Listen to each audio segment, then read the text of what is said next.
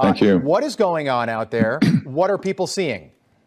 Well, it's a complex story. To make it very succinct, we did predict this 30 years ago, that they would begin to launch some activity equivalent to a false to make it look like there's some sort of alien attack or threat. Back to the drones. Can you unequivocally say that none of the drones that are being spotted are DoD assets or something that's being tested within the Defense Department? Are all of these either civilian or otherwise, but just not Department of Defense drones? You're talking about the drones in New Jersey up and down the... Yes, they are not DoD assets. None of them are? To my knowledge, none of them are. Okay, and are there any sort of experimental programs going on where maybe drones are being tested that... To my knowledge, no. In reality, it's a response to what's happening, and I've recently told the incoming members of the administration this and people at the Senate Intelligence and Armed Services Committee that we have a team of about 6 different black sites that have been running illegal projects related to so-called UAPs and UFOs coming forward in the next 30 days or so. They will bring forth dispositive evidence of this and the fact that these programs have been run illegally and outside of constitutional oversight. This is a ramp up to divert attention from that activity and could lead to some other events that would be catastrophic. This is a very dangerous situation. Nothing people are seeing has anything to do with aliens or extraterrestrial intelligence. It has to do with trying to maintain the cover-up on a secret program that went black, but illegal black, back in the late 1950s. So we're into 65, 70 years of some very dangerous operations. Now, these men that are defecting are coming out of some sites I've been at. I was in a helicopter last year, which after that I was almost killed, frankly. And we were over these black sites and saw the openings that go into underground facilities where there are the man-made UFOs that come out, but also where they have illegal electromagnetic pulse weapons where they target and down the extraterrestrial vehicles that are then reverse engineered. Okay, let me stop you right there, Dr. Greer. But if this non-human intelligence is so advanced, and at least some of them are malevolent, why haven't they destroyed us already? Perhaps some fragile yet combustible détente has been reached. Grush has written an internal document about his discoveries that refers to agreements that risk putting our future in jeopardy. And it's quite clear that you're talking about agreements between America and non-human intelligences. Have we made agreements with non-human intelligences? That's the kind of information I really hope national leadership is able to get to the bottom of. I need to pin you down on this. Are there agreements between non-human intelligences and the American government? I think that's a question that I would like to know all the details of as well. The United States government knew about the ET presence no later than July of 1947, Roswell.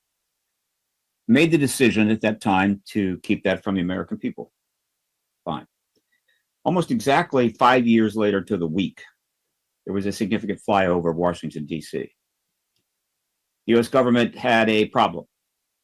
General John Sanford made the response for the government, which was equivocative, but not unreasonable. But also there came a response from Donald Keogh, who flat out said, these are extraterrestrials. It's not human. Again, the government made the decision to keep this from the American people. 10 years later, 1962, we had the Cuban Missile Crisis, where we almost had a nuclear war. Only 4 years after that, these craft started appearing over our nuclear facilities and shutting our nuclear weapons down. How many times this happened in the 60s, we don't know, because the Air Force probably at some point was able to keep a much tighter rein on the outcome. But witnesses for a number of these shutdowns came forward. They have been trying to testify before Congress for 30 years, which is when they initially made the decision to start coming forward, led by Captain Robert Salas.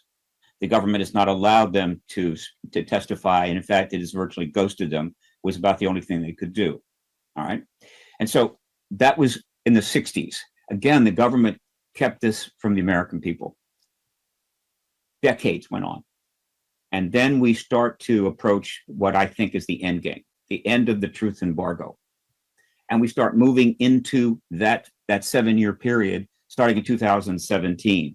But it's not been easy. It's been slow. There's been pushback. There's been some wins and losses, but we are moving toward disclosure without question. I want everyone at home I want us all to be on the same page. Yep. You're saying that we have the technology to shoot ET craft, not of this planet, out of the air, and we are reverse engineering those aircraft.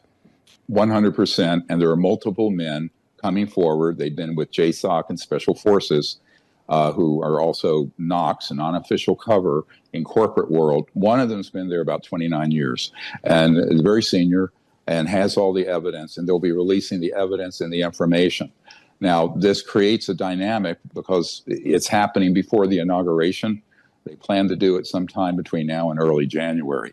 And I've been working with these men for about 19 months, and they're serious, and they have the goods. They can prove what they're stating, but they're also going to unmask themselves. They will come forward, the name, rank, serial number, and the whole history of this, including the illegal nature of some of these programs, which we don't have time to go into, but they'll curl your toes. Some of the stuff that's been going on is quite illegal and very dangerous and horrible. But the technologies, I mean, remember the Nuclear Non-Proliferation Treaty requires that we have no electromagnetic pulse Could you give me, Dr. Greer, could you give us a quick summary? I'd like to hear some of the toe curling details, if you wouldn't mind.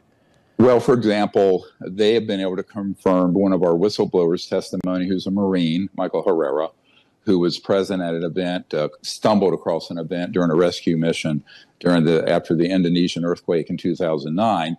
And he came across a platform, a man-made object, about 300 feet around, that was manned by covert human operators who were American. And they had boxed up and crated up humans that they were trafficking that had oxygen tanks on this tank. And they were being moved to a black site for various types of human experimentation and use. It's horrific, some of the actions. The main operator from 2 of these black sites that I've been at, I will not discuss where they are right now. Okay. It'll be disclosed fairly soon.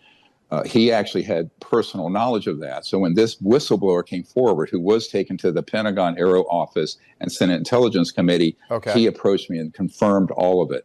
And so he said, not only that, but it's way worse than that. So there are some really worrisome programs going on without the oversight of the president or the Congress, and that has to get corrected because it's dangerous. Now, all these drones and everything going on is both a diversion, but an attempt to create a psychological warfare, a psyop to distract us. And that's really what it is, but it could escalate to something very dangerous. I mean, yesterday I was told that I personally might be arrested, that there will be a character assassination plot against me that will come out soon.